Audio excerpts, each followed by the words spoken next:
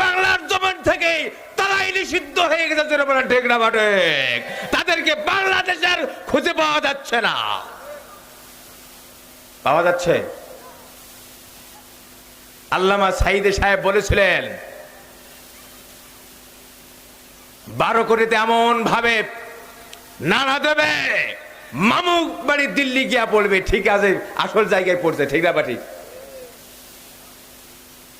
যারা নিষিদ্ধ করতে চেয়েছে তারাই নিষিদ্ধ হয়ে গেছে।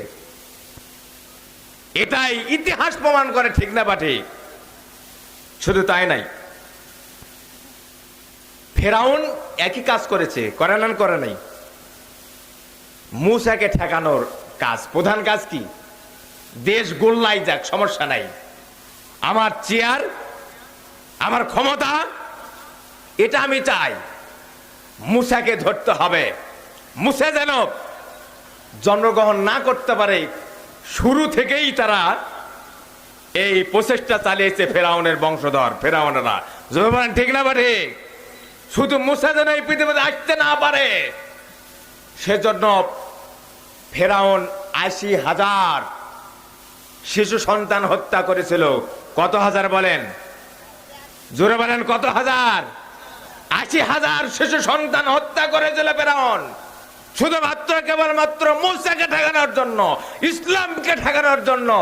ফেরাউন এই প্রক্রিয়া চালিয়েছিল এই পৃথিবীতে যেন মূসার আগমন না ঘটে। কিন্তু মূসা এই পৃথিবীতে এসেছে না আসে নাই? জুড়ে বলেন, এসেছে না আসে নাই?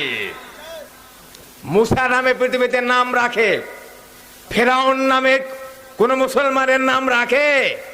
জুড়ে বলেন, রাখে? পৃথিবীতে আবু বকর আছে না নাই? উমর আছে না নাই? উসমান আছে না নাই? আলী আছে না নাই? মোহাম্মদ ফেরাউন আছে কেউ? মোহাম্মদ নমরুদ, মোহাম্মদ আবু জাহেল।